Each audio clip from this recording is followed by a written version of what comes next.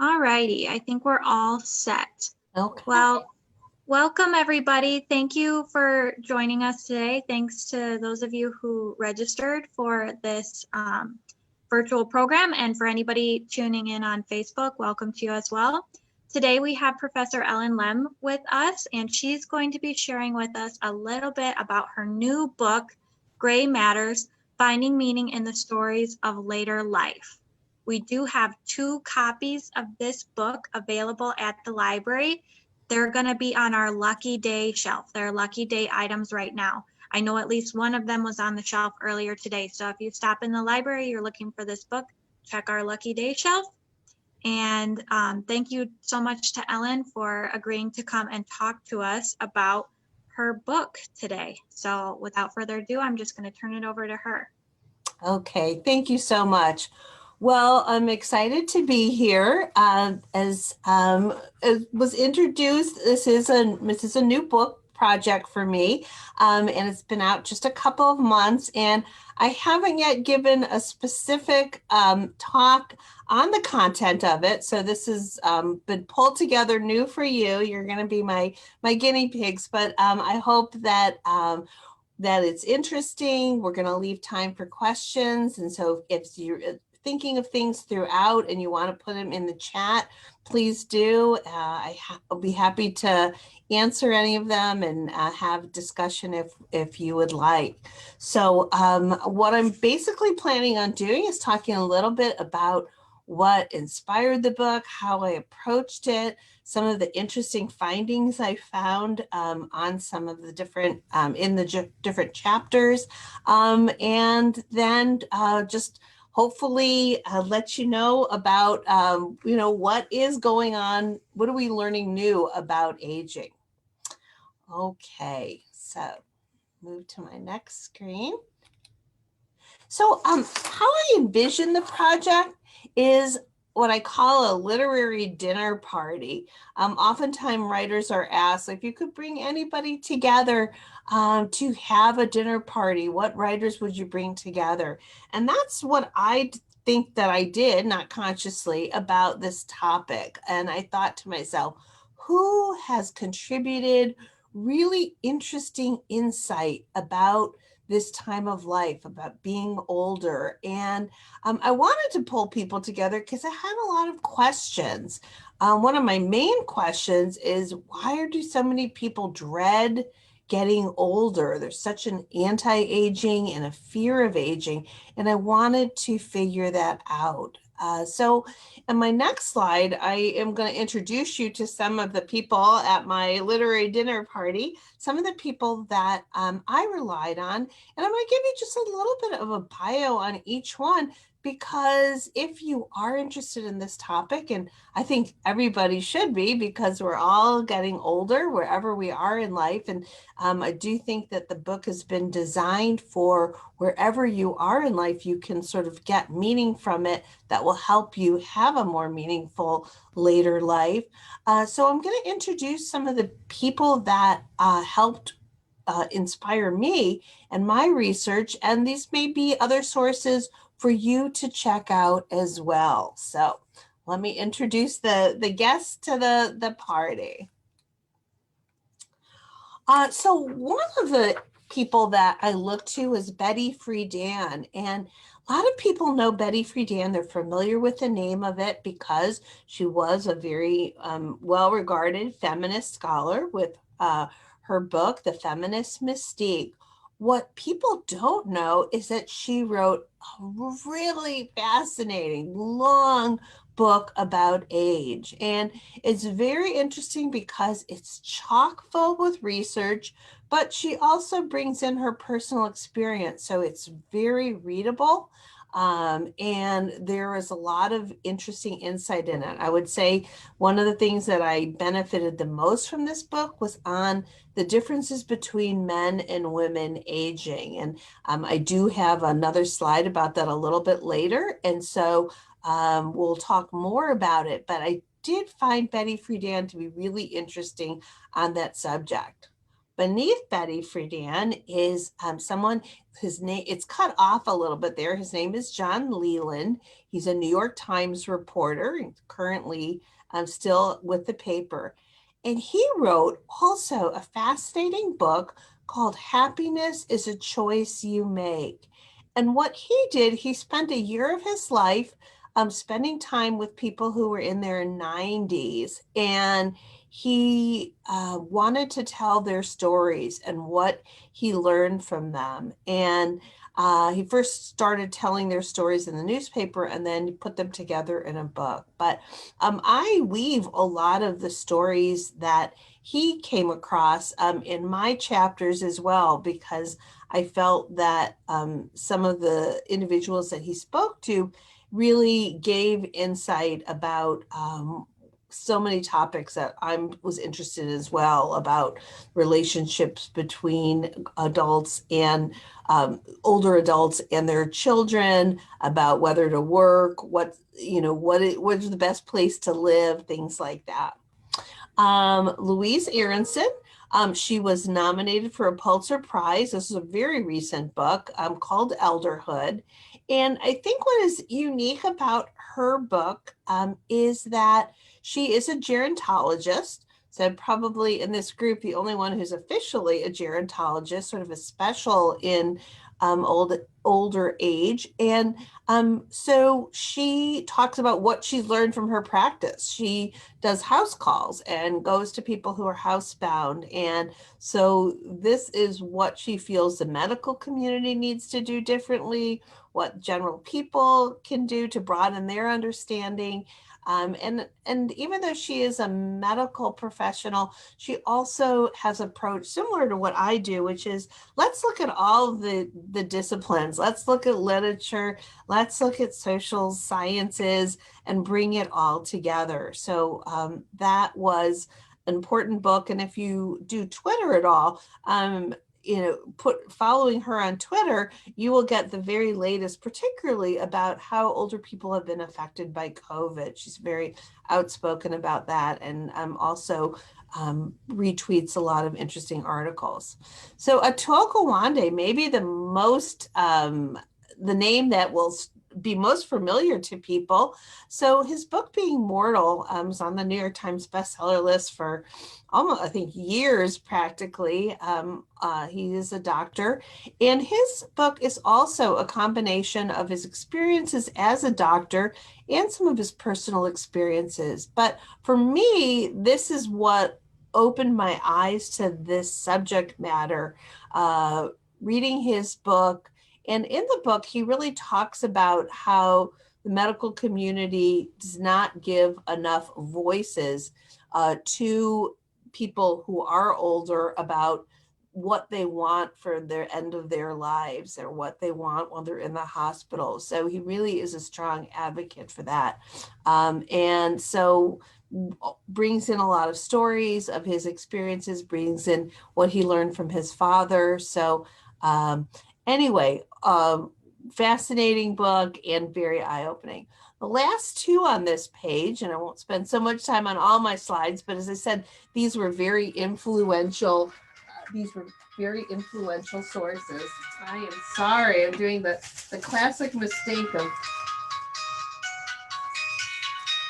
of not turning off my cell phone before I normally do that before I teach and before I give a lecture. So I apologize for that.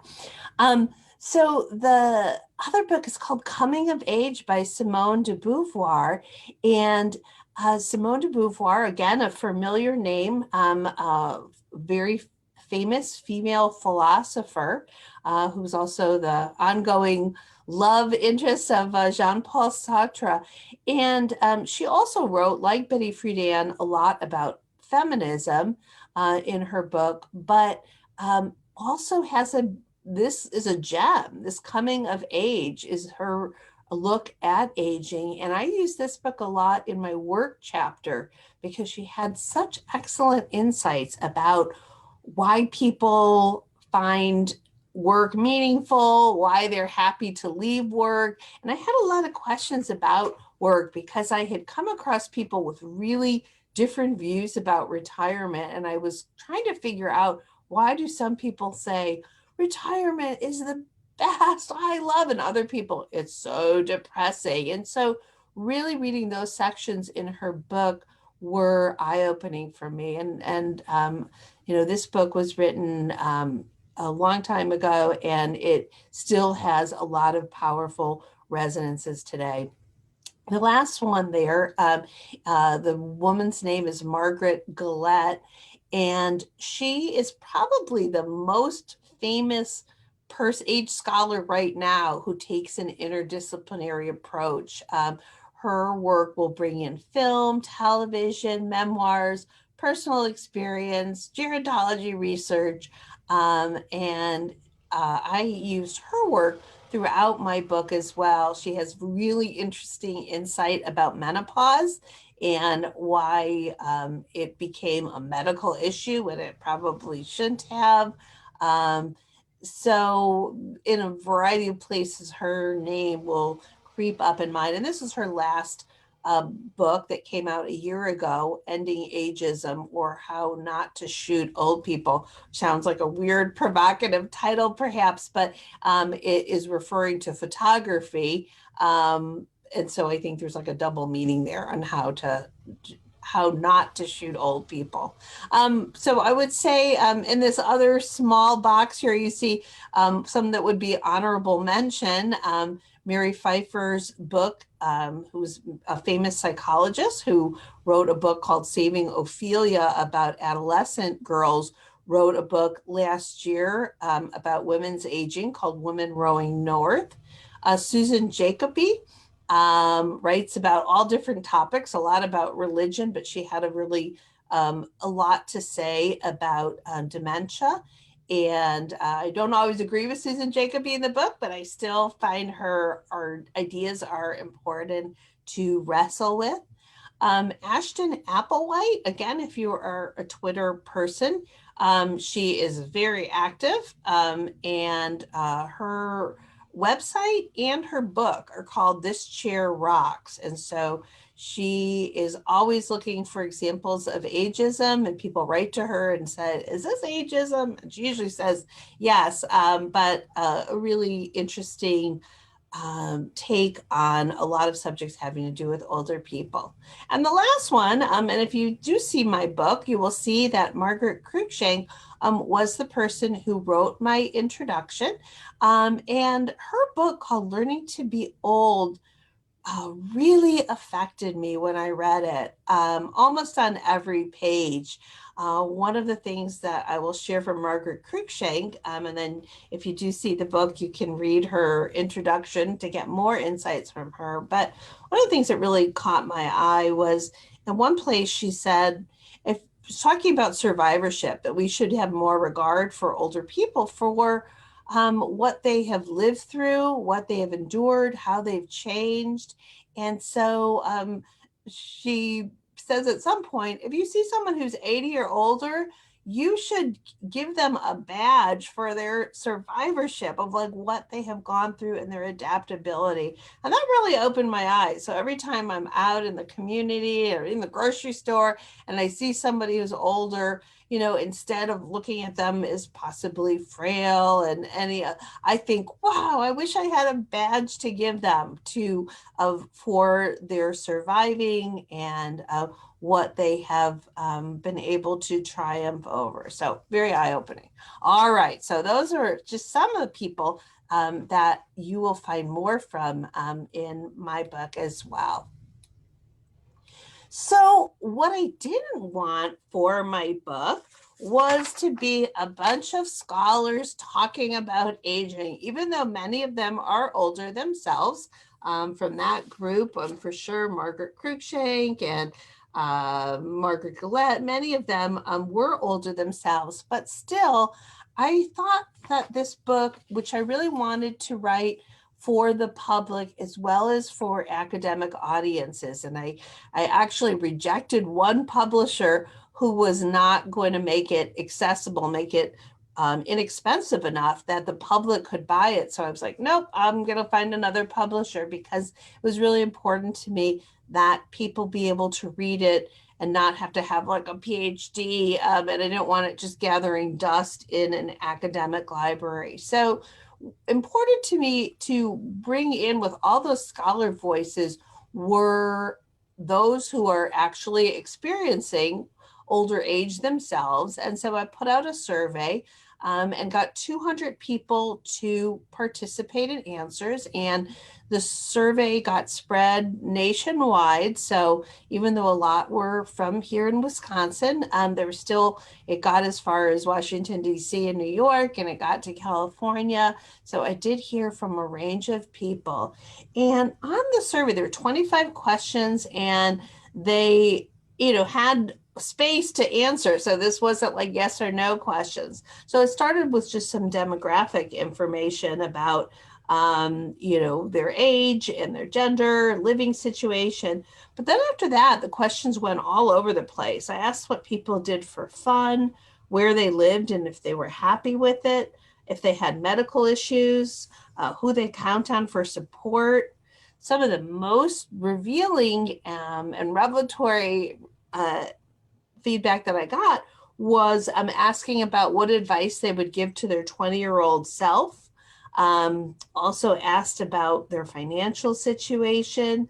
And as a result of the survey, several people contacted me and said they wanted a follow-up. They wanted to have an interview because they ran out of room. There was not, even though the survey was both electronic and in hard copy, they had more to say. So I did have interviews with people as well.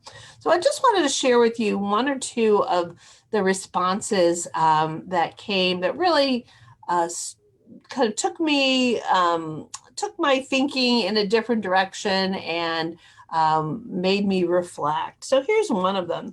One that I will kind of never forget was, and this was the advice to the 20-year-old self.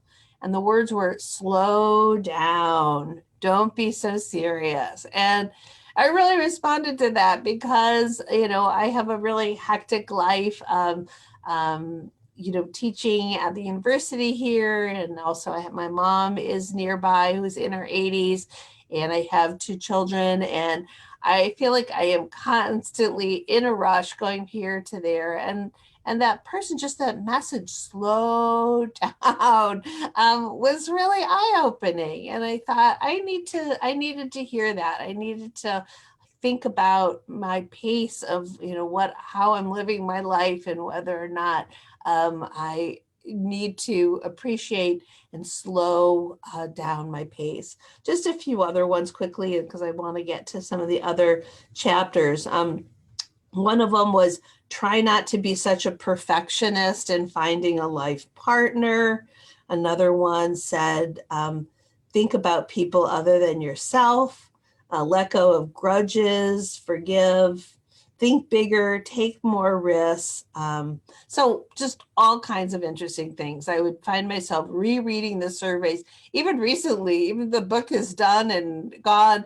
Something brought me back the other day and I started reading the surveys again. I just feel as if I've never fully mined all of the wisdom that is on those pages. So the last component of what went into this book was, aside from the gerontology research, aside from the survey results, were looking at culture. I am an English professor, but I also sort of take a cultural studies approach. Recently, I did an event and the bookstore owner said, you're reading your book brought me back to college. I was an American studies major, and that's how you write. And yeah, that is how I write. I like to bring in books that people are reading, movies, television, art, advertisements, because I feel as if that is giving people a lot of messages about aging. So you'll see a few up here, some of which I'll talk about in later screens, but Grace and Frankie, I talk about in the housing chapter. Olive Kitteridge, a book and an HBO series that I would strongly recommend if you haven't read. Also did win a Pulitzer Prize. Olive Kitteridge is all over this book because I think it is a fascinating look at an older woman and the choices that she made and how she thinks about her life over time. graphic novel that has got a lot of people's attention, by Roz Chess, who's a New Yorker cartoonist. And can we talk about something more pleasant, is her experiences with um, her parents and having to make some of those difficult decisions. One that is a little bit less known here, but is very important internationally, is On the Bright Side. It was called The Secret Diary of Hendrik Groen, and then there was a new one, On the Bright Side, and it reads as a anonymous diary of somebody who is living in a place of like a kind of a home care situation, or where, assisted living, sorry. And he's writing about the politics, the friendships, and things like that. And so I use that a lot also in the book because I thought it was interesting. And then Our Souls at Night, which was also made into a movie about two older people who are both, whose partners have died, and how they kind of come together for intimacy. So that is scattered throughout the book as well. And those are just a little sampling of some of the works that you would come across in the book. So what I want to do now, and I won't spend too much time, but I just wanted to give everybody a little bit of taste of what were some of the issues in the different chapters, so you can see what I covered. And how I figured out the chapters was I looked at the survey results and I thought, where did people have the most to say? And that was really what I did. And I wanted to make sure that there were good cultural texts about it as well. And so that is how I was able to figure it out. So the first one, just kind of close to my heart a little bit, because I have several 80-year-olds in my family that are on my watch, is like the relationship between the generations, between older people and their adult children. And a lot of people have noted that King Lear is becoming very popular right now. And part of the reason that it is so popular, I mean, the play productions are everywhere. It's actually, there's a TV version of it on as well, is that it does get to this issue of older adults and their children, and trying to come to some understanding. So these are some of the topics that I talked about in the book, in this chapter. So one is that, there does seem to be sometimes a role reversal where the children are trying to do some care for the parents. But one of the things that I was talking about were some of the snags of that happens, why that's not always easy. Some people grow up and they have grudges against their parents, and it's very hard for them to let go. And so when they're supposed to be kind and generous and helping, they don't feel like it. Other people who had equally bad childhoods, they are able to do so. And it was interesting in the surveys to have the older people share what they might have done differently. And several did say, I didn't think I was the best parent. I would have spent less time at work and more time with my kids. So there was a lot about the relationships of how the past makes its way into the future.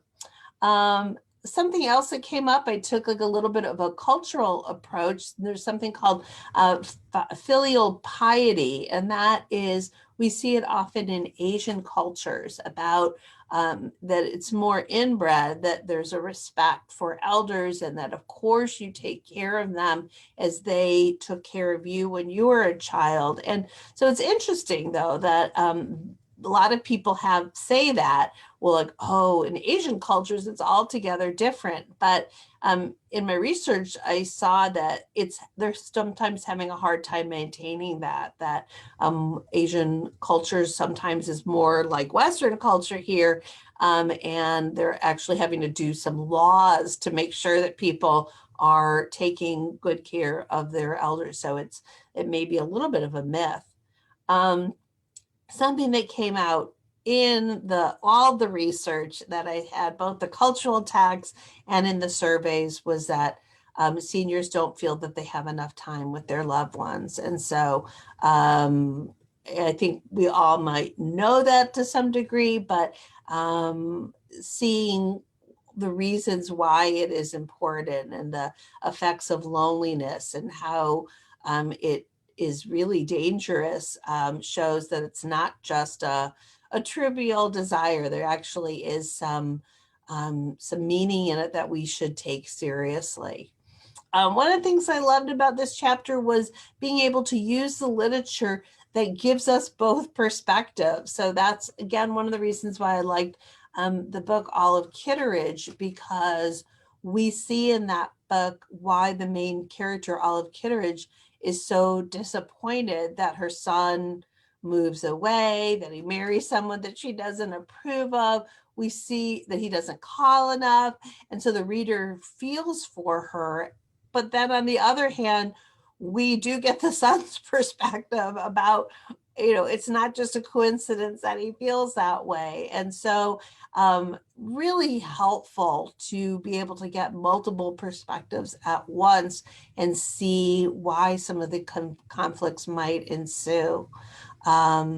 So let's see here. My last point, lots of stories about how this relationship is harder in time. Oh, yeah. One of the things I did notice was that it seems to be a lot of people share the problems between older individuals and their adult children, and there's less sharing of the positive. So I guess there's a little bit of a call for change in that we hear so many of the problems, why it's hard, why it's inadequate. And I thought we could use a little more on the positive stories that are out there. All right. Well, the next chapter that I looked at was housing. And so not surprising, in the surveys and the research, everybody has a bad impression of nursing homes. And I can't say that now with COVID that things have changed dramatically. And in fact, there's probably more reasons that people have mistrust of nursing homes, particularly because people don't feel like that they got enough of the equipment. There was enough testing. So I think COVID has brought out a new problem with nursing homes. But despite everybody's fretting, and there's a Washington Post article, "Don't put me in a nursing home," as being a common, common response that people say.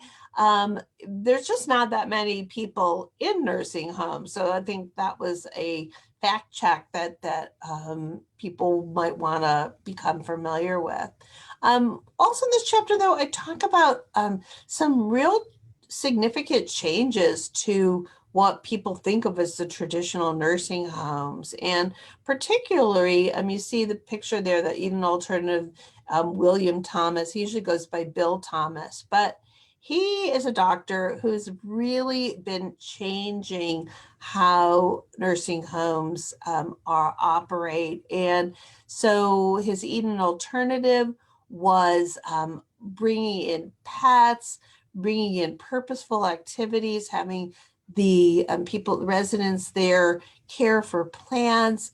So very different approach. And then his greenhouses were rather than having hundreds of people in an institution-like facility, actually having smaller nursing homes in a home-like environment where people eat around the table and the foods that they like are made. And the interesting thing about these alternatives is that they don't cost more money, that they are able to still use some like Medicaid for their being paid, but he's found a way to give more personal attention, more consistent staff. A lot of the problems with the type of nursing facilities have been altered in his perspective. So that was one of the things that I brought out in this chapter. I also was interested to see, like, now that intergenerational households are becoming more popular. And again, partly this is even made more so with COVID, where everybody makes their bubble and they are oftentimes including multiple generations. And not surprisingly, a lot of positive outcomes as a result of the intergenerational households for the older adults who are seen to be in, according to the research, better health, stronger mental faculties, everything as a result of the intergenerational interaction. One other issue that kind of come up a lot in this chapter was people still want to live at home until the very, very end. An expression I hadn't heard but came up in this was, I'm leaving my house feet first. So that was new for me. I'm like, oh, okay, I get what you mean. But even in the surveys, people did say that there are problems with living alone. I mean, lots of isolation, especially if people are in rural areas and things like that. So I almost feel as if everyone should just kind of raise questions to themselves like, okay, these are the benefits of living in the family home forever, but what are some of the downsides? And because there is a lot of isolation that oftentimes can occur. Okay. Next, I looked at memory loss and did see, like the fear of nursing homes, lots of concern about the possibility of getting Alzheimer's. And something that I don't think is oftentimes known is that the amount of people actually getting Alzheimer's is lower now. I mean, there's a strange statistic where there's actually more cases, but it's just because there's more people who are over 65. But in terms of how often it's happening, the percentages has actually gone down over the last few years. So I take some kind of non-traditional approaches here. There is a television show called BoJack Horseman.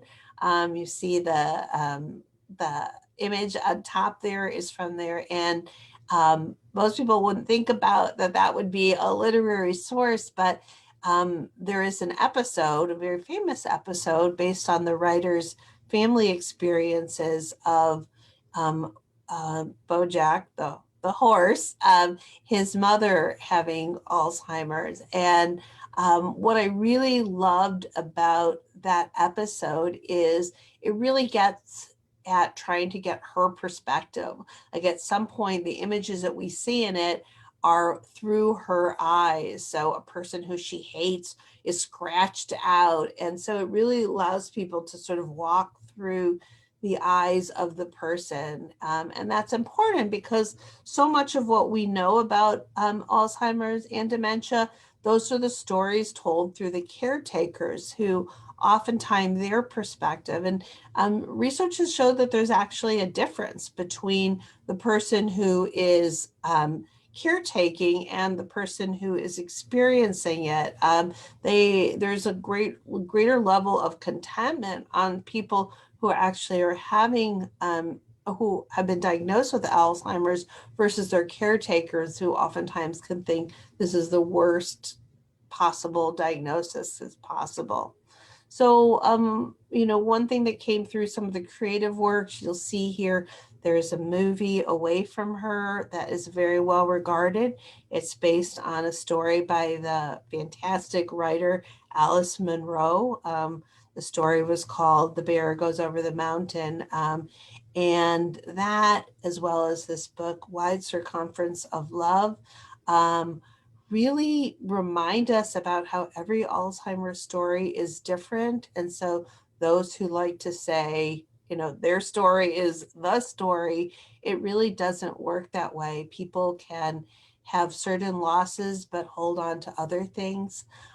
In the book, I have a picture of a friend of mine's father who had Alzheimer's. He loved the piano his whole life. And he was able to still, to the very, almost his last day, play a number of songs by heart without even a sheet of music in front of him. And so for those who oftentimes think that Alzheimer's is only a loss and that there's no part of the individual remains, it's really a powerful reminder that some of that person remains. And I did some investigation with time slips is a UWM professor. Her name is Ann Basting, and she won a Genius Award for her work with creative storytelling with those who have Alzheimer's and other forms of dementia, and I actually got to observe one of those sessions where it was with an adult daycare group, and they show pictures and they have the group tell a story. So rather than emphasizing on what memories are gone, it's what can they build, what creative stories can be told. So that was really eye-opening for me as well. And I do talk about the fact of that, at this point, how there's no cures, and mostly what people have are different theories on causes. Well, so here is my chapter on intimacy. And so one of the things that I found out here was that our culture is very immature about the idea of older people having, being sexual later on in life. I did get taken to task in my surveys for not asking questions about sexuality. I guess I was, I don't know, I was maybe worried about prying. I did have one survey respondent respond to one of my questions and saying, none of your damn business. So I guess, I did walk a fine line. But anyway, in the book, I talk about why our culture seems so squeamish over this. And, but also I get into how there's very different attitudes about sexuality. There are some who feel it is really important until the end. The book there, Carnival of Losses, is by the poet Donald Hall, who wrote an essay in his 90s about an orgasm with his wife, and how afterwards they talk about grandchildren and oatmeal. So really eye-opening. But other people, like a character in the book, How Hard Can It Be? Really excited to just not be sexual anymore, and how that's a relief. So I thought that was interesting. I did mention that there's a partner problem, a lot more women than men. And so that causes a problem where there are people who would like to have a partner, but not enough to sometimes of if someone is heterosexual to go around. And the book does talk too about looking at lesbian and homosexual couples in older age and what are some of the issues that they face as well. A little bit on Viagra. I understand Spike Lee is making a musical about Viagra, which I'm curious about. But, one of the things that I talk about is that it is kind of overemphasized. It's made a running joke in our culture. And I have an interview with a sex therapist who said, Viagra is a problem for women, and that couples need to be creative in staying intimate in other ways. So if you want to see a little bit of the battle over Viagra, you can check out that part of the book. All right, so just a couple more chapters here, and I promise we'll open it up for questions. So a chapter that I found really fascinating to write and to discover was looking at the difference between men and women as they age, and how different are they. So there is a difference in lifespan, at least 5 years, women living longer, which explains the partner problem that I just mentioned. But people have looked at to see that women live longer, but those last few years oftentimes are not in good physical health. So if it's not always looked at as just a positive, just to have those extra years lived tagged on. I start with this loss of looks issue, which is often seen as women, are very insecure about losing some of their physical appearance, and very famous essay by Nora Ephron, the screenwriter, I feel bad about my neck. And so I start with that and a lot of different responses to it. So one of the things I wanted to investigate was, is this just like a woman's issue? Or they, because a lot of the plastic surgery and the Botox and things like that to get rid of wrinkles is done by women. I wanted to see if that was true or not. And it was interesting because in both the cultural texts and some of the other ones, you'll see in the right-hand corner there, it's a book called 60 by memoirist Ian Brown. And it was one of the most honest treatments of men's physical changes and how they can be worried about hair loss and weight gain and things like that. So after I can talk about that, I was like, well, why do people feel bad about these physical changes? And one of the conclusions I had was that we are so affected by advertising. I mean, how many times you have to look at an ad that says anti-aging, where you think, oh, wait, I'm not supposed to age. And so in this chapter, I look at art instead. And you see here, there's the self-portrait of Lucian Freud, but I also talk about several other artists, Louise Bourgeois, who was painting up until her late 90s and had a show at the Museum of Modern Art. And I really love and include in the book some of her art about what it means to be that age and to let go of some of the older worries. So I really like that chapter because I got to do some art analysis. And anyway, so there is also one main difference, and that comes up a little bit later in the money chapter, is that women are poor. That in the about 85% of the people who are in poverty when they're older are women. And so I kind of tease out what has happened, why are they getting less Social Security, why, from the effects of divorce. There's a number of different factors. I didn't put it in my notes here, but it was also a chapter where I talk about menopause. Oh, I do have a picture there. There's a recent book that came out called Flash Count Diary that looks about menopause in animals and what we can learn from it. So I found that book extremely fascinating and was able to include some of it. All right, so just a couple more chapters. There's one on money, work, and retirement.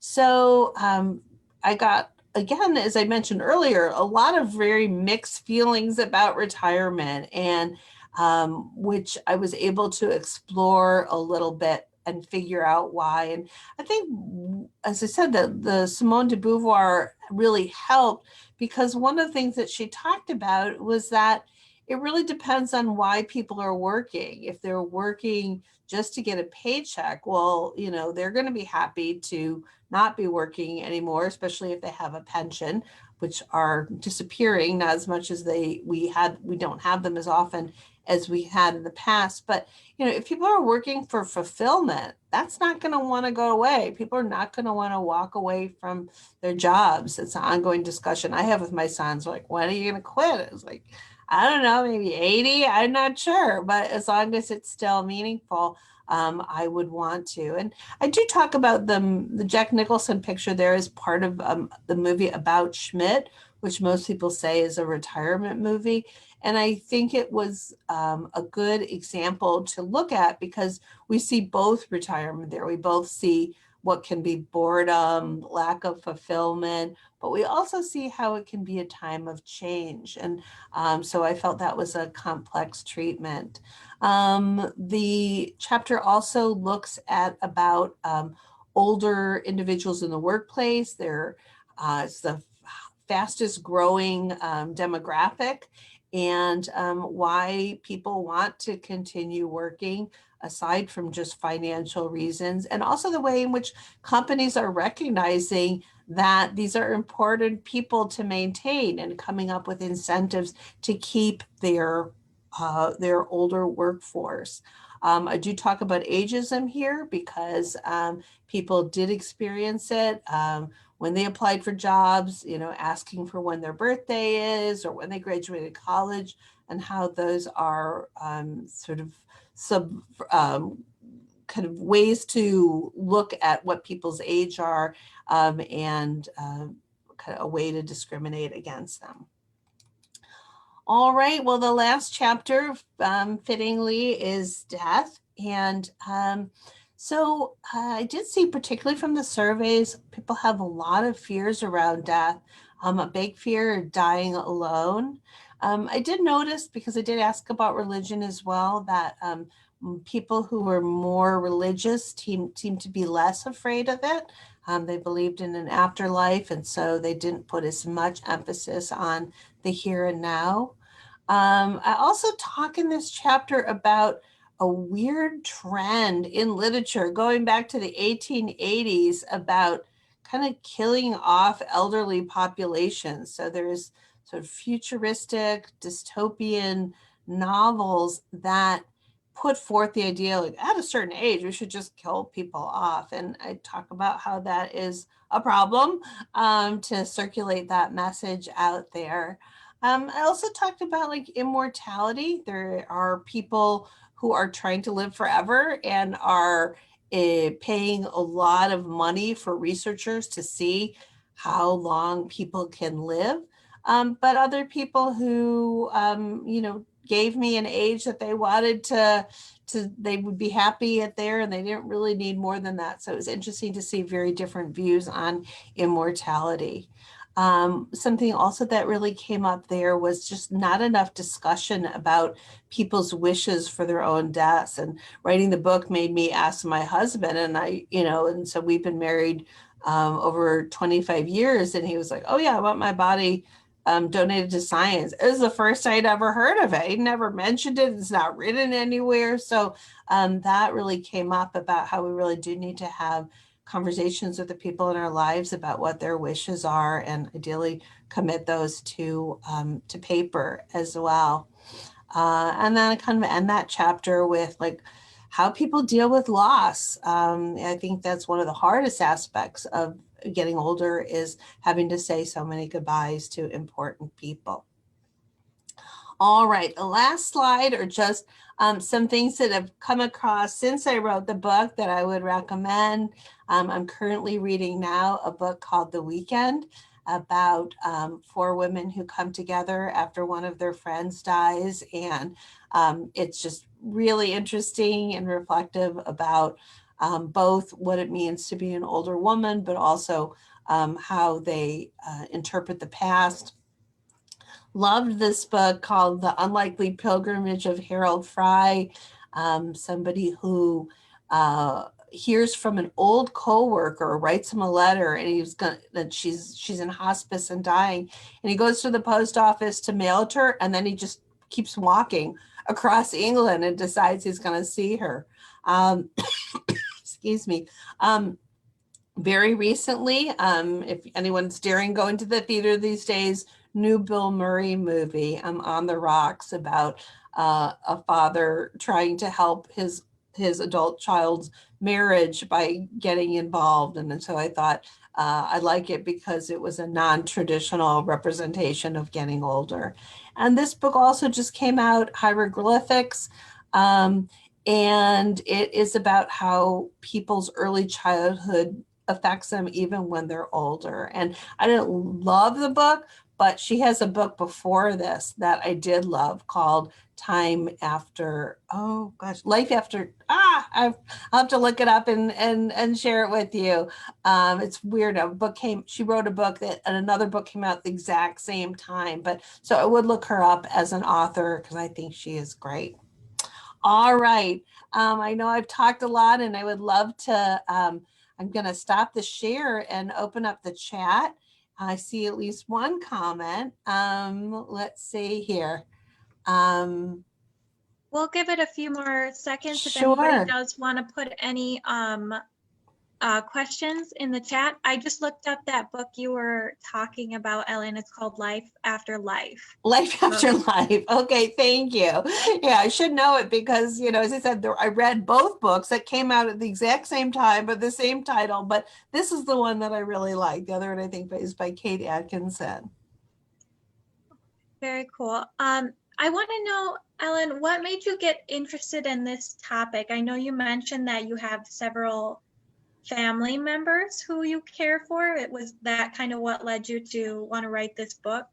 I think so. I think it started really gradually. I mean, I do take kind of, as I said, a cultural studies approach. My first book was about the work-family debate in popular culture. So I looked at the messages we get about men and women get about, whether they should, can they balance work and home? So I think, I am interested in a cultural studies approach. But yeah, I think this one started with my mom would just ask me a lot of questions and I never had answers to her because I knew nothing about it. She would say like, okay, so should I get this long-term care policy or this one? I'm like, I don't know, and like, should I have this knee surgery? And so I was just struck by the fact of how little people can be very educated and know very little about being older. And so I did a conference presentation about, talking about how there's so many books on child rearing, what to expect when you're expecting, all of those, but there's like not that many that educate us about to understand some of the issues with our older parents. And so I think it started there. And then I just kept seeing films and literature that were treating this time of life. And I thought, well, I have to put all this together. I have to see, what are the issues. And then again, I was really struck by the fact that so many people dread getting older. I mean, just people who are otherwise smart and like sane and logical have this, it's my birthday. I'm gonna be like 53. And I'm thinking, wow, how lucky you're 53. You've got 53 years and, hopefully many more. And so I really just didn't understand the dread, and the resistance. And I do recognize that our culture tries to make it bad in that, you go to the party section and, over the hill, the inflatable walker, they have like a whole section of, the tombstone. I mean, our culture is made a big joke over it, but, it's really problematic because it is making people look poorly on this time of life. And one of the things that came up in the research, I didn't put it in a slide, but one of the eye-opening aspects for me was that people who have a negative view of aging, they tend to live 7 years less than others. So it's not really like harmless, you can just say, well, leave them alone, let them think what they want. But it actually is like a self-fulfilling prophecy. Those who have this negative attitude that they bring along, it shortens their lives. So it really is eye-opening to try to broaden the perspective.